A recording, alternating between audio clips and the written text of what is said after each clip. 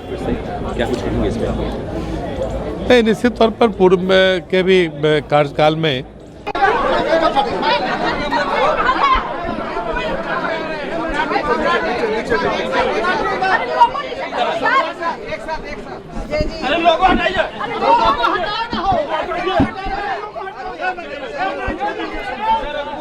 तो देखिए, सर्वसम्मति के साथ में बीजेपी विधायक दल के नेता के तौर पर सम्राट चौधरी और विजय सिन्हा को उप नेता के तौर पर चुन लिया गया है और पूरा बीजेपी कुनबा यही कह रहा है कि ये जोड़ी हिट है, ये जोड़ी फिट है और आगे इसी जिम्मेदारी के साथ अब आगे बढ़ा जाएगा। सम्राट चौधरी को भी आपने ये कहते सुना, विजय सिन्हा को भी कहते सुना। अब एक प्रतिक्रिया के लिए हालांकि अभी जमाड़वा यहाँ पर लगा हुआ है और उससे पहले आप मैथिली ठाकुर को भी सुन रहे थे अपनी खुशी को जाहिर करते हुए, अपने लिए एक नया अनुभव बताते हुए।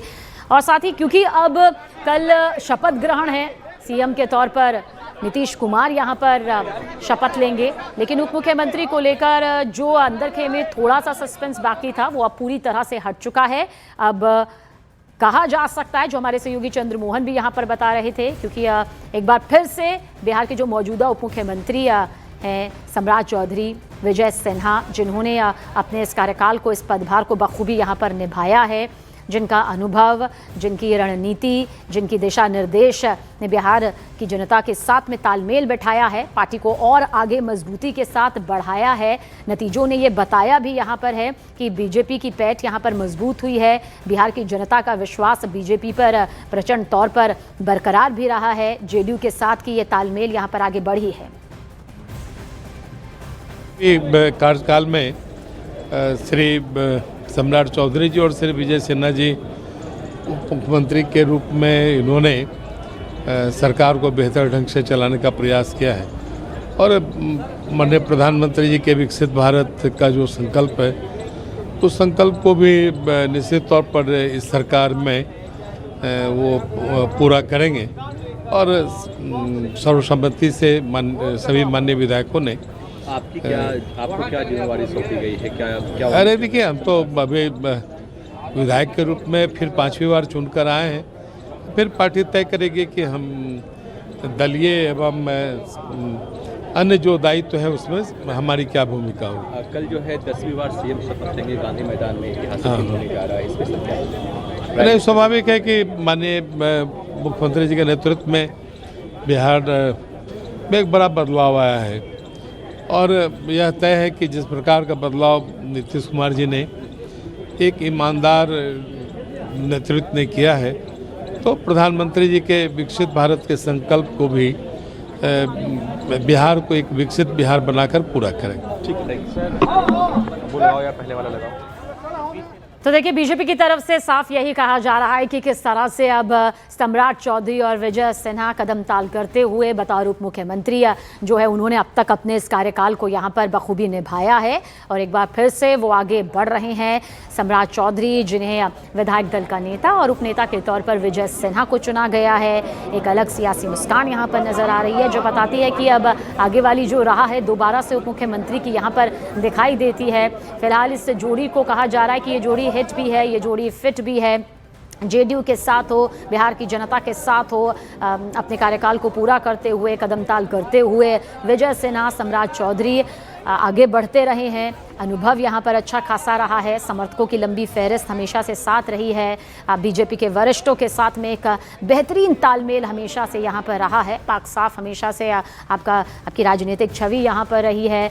यानी कि कल जब 10वीं बार मुख्यमंत्री के तौर पर नीतीश कुमार शपथ लेते नजर आएंगे तो बीजेपी के खेमे से दो बड़े चेहरे सम्राट चौधरी और विजय सिन्हा यहाँ पर नजर आएंगे जब वो बतौर उप मुख्यमंत्री पदभार यहाँ पर संभालेंगे। और वो संभावित नाम, वो संभावित चेहरे जिनका जिक्र हमारे सहयोगी चंद्रमोहन भी यहाँ पर कर रहे थे, जो जेडीयू, बीजेपी, हम एलजेपीआर के खेमे से यहाँ पर होंगे, जिन पर मोहर लगेगी, जो बड़ी जिम्मेदारी बड़ी मंत्रालय के तौर पर लेते हुए नज़र भी आएंगे। हालांकि फिर बंटने का सिलसिला जो होता है वो आगे बढ़ता जाता है। चंद्रमोहन हमारे साथ इस वक्त। चंद्रमोहन, तमाम तरह की प्रतिक्रियाएं सामने आ चुकी है, बधाइयों का सिलसिला भी बता रहा है, जोड़ी हिट है, फिट है का नारा भी सामने आ रहा है।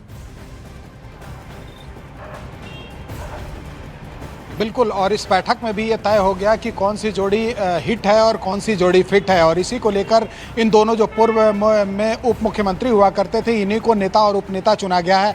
जाहिर सी बात है कल शपथ ग्रहण समारोह का मौका है और ऐसे में दोनों दल अपना अपना समन्वय बनाकर और आगे भी सरकार चलाना चाहती है, और जो भी एनडीए घटक दल में नेता मौजूद हैं उसमें किसी तरह की गड़बड़ी ना हो जाए, किसी तरह का एक दूसरे के मन में द्वंद्व ना हो जाए, ऐसे में इसका भी ख्याल रखा जा रहा है। शायद यही वजह है कि पुराने जोड़ी को ही इस बार रिपीट किया गया है। नीतीश कुमार मुख्यमंत्री के तौर पर कल शपथ लेंगे, उप मुख्यमंत्री के तौर पर जाहिर सी बात है यही दो नाम आगे बढ़ेगा, और साथ ही ये भी माना जा रहा है कि जो पुराने मंत्रिमंडल में लोग मौजूद थे, जो नेता मौजूद थे, जो विधायक मौजूद थे, शायद वही रहें। हो सकता है उसमें इक्का दुक्का परिवर्तन हो, और जो नए साथी, नए दल, जो सहयोगी दल आए हैं साथ में, उनमें 3 LJP-R को मौका मिलेगा, एक RLM को मौका मिलेगा, एक हम को मौका मिलेगा। तो मंत्रिमंडल का भी खाका लगभग तैयार कर लिया गया है, जहां पर कल नीतीश कुमार मुख्यमंत्री के तौर पर शपथ लेंगे, उप मुख्यमंत्री के तौर पर सम्राट चौधरी और विजय सिन्हा लेंगे, और साथ ही 10 मंत्री जो हैं वो JDU की तरफ से ले सकते हैं, 9 मंत्री जो हैं वो JDU के BJP कोटे से ले सकते हैं। तो इसका भी खाका लगभग तैयार कर लिया गया है। शाम में अमित शाह यहाँ पर पहुँच रहे हैं और एक बैठक का भी आयोजन हो सकता है। जो जानकारी मिली है उसके मुताबिक संगठन के जो लोग हैं वो अमित शाह के साथ मीटिंग के लिए मौजूद रहेंगे, और उसके अलावा जो विजय सिन्हा और सम्राट चौधरी भी उस मीटिंग में जा सकते हैं। तो कल जो शपथ ग्रहण समारोह में जो मंत्री वहां पर विधायक मंत्री पद का शपथ लेंगे उनको भी बुलाया जा सकता है। तो एक तरह से कहा जाए तो सरकार का बस कुछ ही घंटे बाकी रह गया है, जब मुख्यमंत्री नीतीश कुमार पहुंचेंगे और इस राजभवन में अपना इस्तीफा सौंपेंगे और नई सरकार बनाने का दावा पेश करेंगे, और उसके लिए तमाम बैठकों का दौर दिल्ली से लेकर पटना तक चला। लेकिन अभी नीतीश कुमार को विधायक दल का नेता चुन लिया गया है, सम्राट चौधरी को बीजेपी विधायक दल का नेता चुना गया है, और विजय सिन्हा को उप नेता चुन लिया गया है। तो अब सरकार बनाने की जो कवायदे लगातार ये कहा जा रहा था कि तेज हो रही है, वो अब खत्म होते हुए नजर आ रही है, और अब सरकार बनाने और शपथ लेने की तैयारी शुरू हो चुकी है। और चंद्रमोहन, क्योंकि ये तस्वीरें भी इस वक्त हमारे सामने हैं, लगातार एक के बाद एक प्रतिक्रियाएं भी अब सामने आ रही है, ये क्या बीजेपी की तरफ से एक बड़ा संदेश, महासंदेश भी है? जिन्होंने प्रचंड जीत में अपनी प्रचंड भूमिका निभाई है, उनको और आगे इसी तरह से बिहार की जनता के करीब रखना जरूरी है। ये मौका एक बार फिर से इसलिए दिया जा रहा है।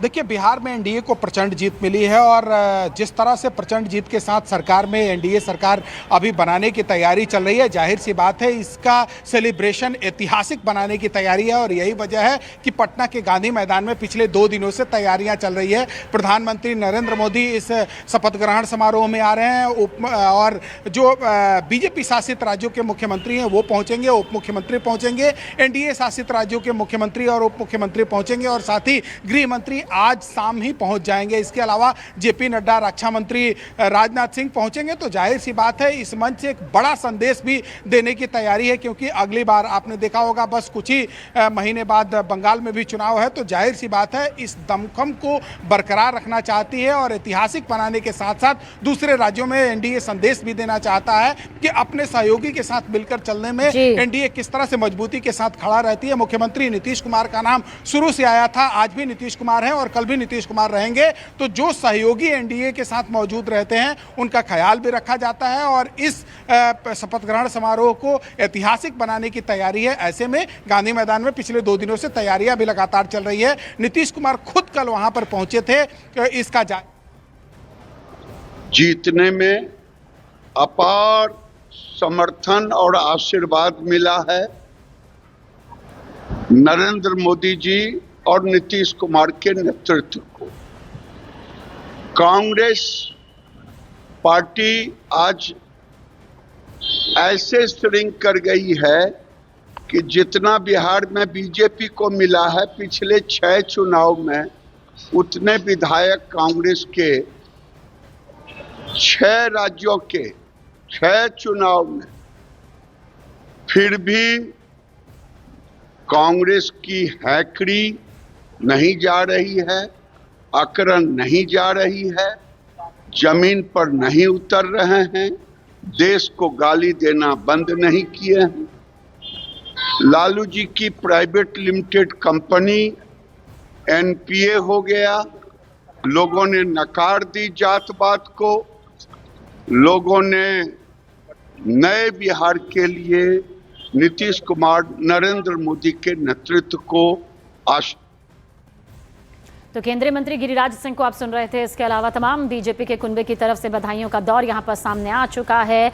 दो तस्वीरें इस वक्त आपके सामने, एक तरफ जहां नीतीश कुमार जेडीयू विधायक दल के नेता चुने गए हैं और कल शपथ ग्रहण की सबसे बड़ी तस्वीर बिहार के पटना के गांधी मैदान से निकलकर सामने आएगी। तो दूसरी तस्वीर सम्राट चौधरी और विजय सिन्हा की, जहां पर बीजेपी विधायक दल की बैठक होती है जिसमें नेता सम्राट चौधरी को चुन लिया जाता है और उपनेता के तौर पर विजय सिन्हा के नाम पर मुहर लगती है। और इससे यह साफ हो जाता है कि मौजूदा उप मुख्यमंत्री की भूमिका में जिसे बिहार की जनता ने यहां पर सराहा, देखा, जिनका साथ दिया, वही अब बिहार में बतौर उप मुख्यमंत्री जो है वो अपनी भूमिका निभाते हुए नजर आएंगे। हुई है और जिस तरीके से बिहार की जनता ने पूर्ण विश्वास एनडीए के ऊपर जताने का काम किया है, ऐसे में जितनी भव्य ये जीत है उतना ही भव्य कल हम लोग का शपथ ग्रहण समारोह होने जा रहा है। और मुझे खुशी है कि इसमें प्रधानमंत्री जी की भी मौजूदगी इसमें रहेगी और मैं मानता हूं कि जितनी बड़ी ये जीत है उतना ही बड़ी जिम्मेदारी भी अब हम लोग के ऊपर है।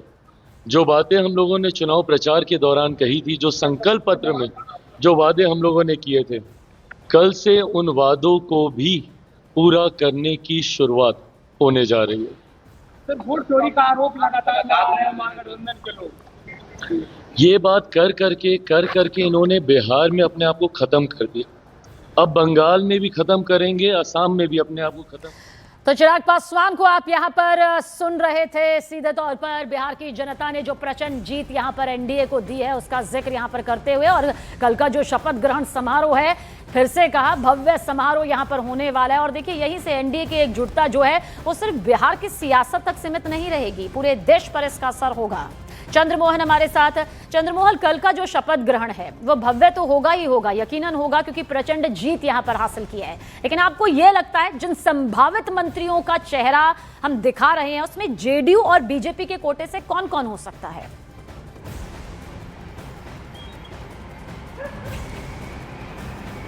बिल्कुल, देखिए, ये इस बात से इनकार नहीं किया जा सकता है कि जिस तरह से इन दो जोड़ियों पर भरोसा जताया है एनडीए के नेताओं ने और बीजेपी के नेताओं ने, वही जोड़ी शायद आगे भी कायम रहे। और यही वजह है कि जो मंत्रिमंडल का स्वरूप होगा उसी के हिसाब से हो सकता है, क्योंकि पुराने जो मंत्री हैं उसमें इक्का दुक्का परिवर्तन हो सकता है। मंगल पांडे मंत्री बनेंगे, नितिन नवीन मंत्री बनेंगे, नीतीश मिश्रा मंत्री बनेंगे, ये बीजेपी कोटे से नेता हैं। राजू सिंह मंत्री बन सकते हैं, उसके अलावा नीरज बबलू मंत्री बन सकते हैं। और उसके अलावा आपको अगर जेडीयू की बात करेंगे, विजय चौधरी मंत्री बनेंगे, अशोक चौधरी मंत्री बनेंगे, विजेंद्र यादव मंत्री बनेंगे, राम सेवक सिंह मंत्री बन सकते हैं, मंजीत सिंह मंत्री बन सकते हैं। तो ऐसे कई नाम हैं जिनको इस बार इक्का दुक्का लोगों को अगर बात छोड़ दें तो बाकी सब पुराने लोगों को रिपीट किया जाएगा। हाँ, जो नए अभी आए हैं गठबंधन में, आरएलजेपी, इनको कौन सा विभाग मिलता है ये सबसे अहम होगा। इनको किस तरह से समाहित किया जाता है मंत्रिमंडल में, ये सबसे अहम होगा। उपेंद्र कुशवाहा की पार्टी नई अभी गठबंधन में आई है, तो इस बार उनको भी एक मंत्रिमंडल में जगह मिलना है, उनको किस तरह से समाहित किया जाता है ये सबसे अहम होगा। क्योंकि हिंदुस्तानी आवामी मोर्चा और बीजेपी और जेडीयू पहले से सरकार में थी, तो माना यह जा रहा है कि ये सभी मंत्री फिर से एक बार रिपीट होंगे। इसमें कुछ लोग हो सकता है कि कुछ नए युवा लोगों को मौका मिल सकता है, लेकिन जो नए गठबंधन में लोग आए हैं, नई पार्टियां आई हैं, उनको किस तरह से समाहित किया जाएगा ये सबसे अहम होगा। तो एक तरह से कहा जाए तो मंत्रिमंडल का भी स्वरूप लगभग तैयार हो चुका है, जो जल्द ही अब जाहिर भी हो जाएगा कि कौन कौन मंत्री बनेंगे, ये लिस्ट भी सामने आ जाएगा। लेकिन उससे पहले अहम बात यह है कि मुख्यमंत्री नीतीश कुमार आज जब एनडीए विधायक दल की बैठक में पहुंचेंगे, वहां नेता चुने जाएंगे। एक तरफ से नीतीश कुमार का इस्तीफा बनाए रखिएगा। जानकारी के लिए बहुत बहुत शुक्रिया आपका।